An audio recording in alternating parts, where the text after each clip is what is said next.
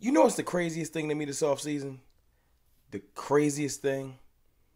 The fact that everyone is overlooking that the Cowboys added Brandin Cooks. It's stupid.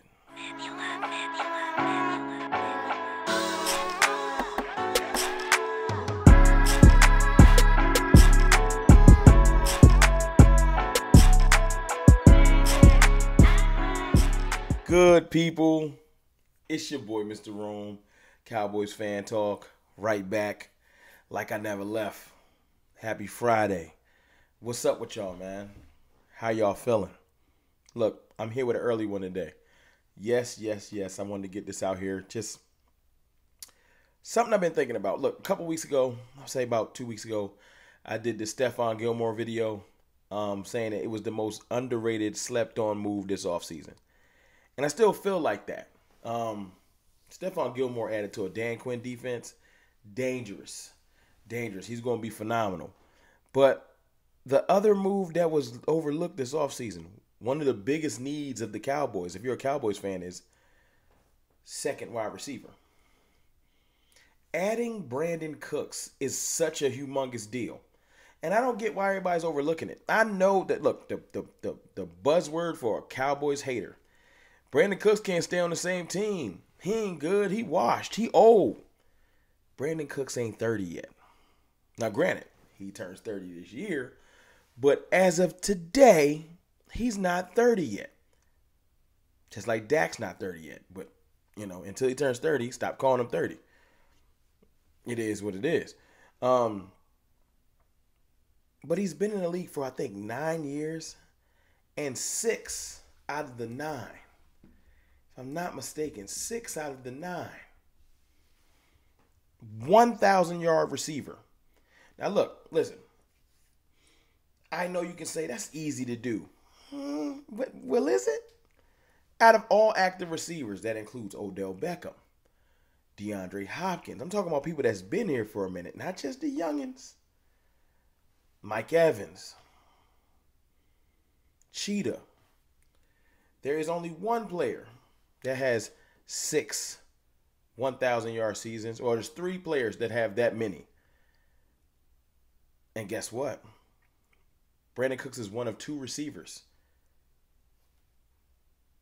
In the last, 5-6 years? You got to at least have 6-7 years under your belt to be qualified for this list. My point is, Brandin Cooks is dangerous. Still dangerous. Only Mike Evans and Travis Kelce have more 1,000-yard seasons than him in that time span. And if Mike Evans got added to the Cowboys, everybody would be like, yo. If Travis Kelce got added to the Cowboys, it'd be a problem. Now, I can understand you saying, well, Brandin Cooks ain't a true number one. Well, his stats show otherwise. But guess what? The most beautiful thing, we don't need him to be a number one. He's a legit number 2, which is something he hasn't been able to be in years. Your number 2 cornerback on Brandin Cooks, good luck with that. And this is the other thing I've always heard. Brandin Cooks is injury prone. That goes along with the wash thing. Brandin Cooks can't stay on the field. Oh, really? Last year it was a lot of, I don't want to play because y'all should have traded me at the deadline situation going on, not injury.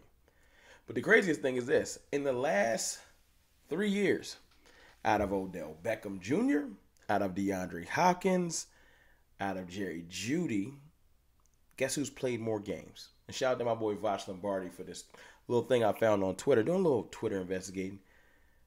It's Brandin Cooks with 44 games.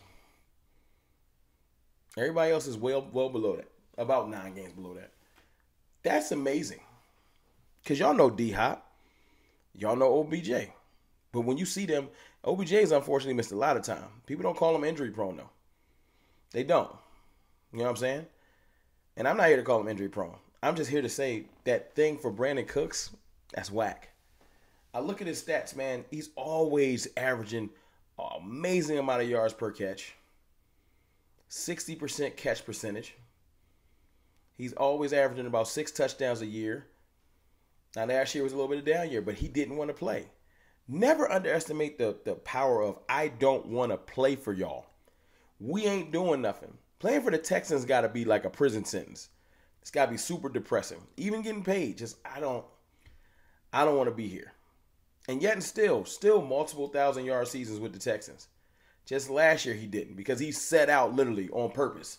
Trade me. He got his wish. But just say it out loud. Sometimes you got to just say stuff out loud for it to make sense. CeeDee Lamb, first year number 1 corner. Not being able to be bracketed anymore, anything like that. No double teaming. You can't scheme for just CD because you got Brandin Cooks on your second corner. And then the cheat code is Michael Gallup on your third corner. I know Michael Gallup's not a number 2. I hear all the hate. Him fully healthy on your third corner. And not to mention that Dak Prescott elevates receivers. That's a fact. I know you don't want to hear it. I know you don't. But Randall Cobb, who spoke highly of Dak this offseason, would say otherwise. Cedric Wilson, who got a contract because of Dak, would say otherwise. Amari Cooper would say otherwise.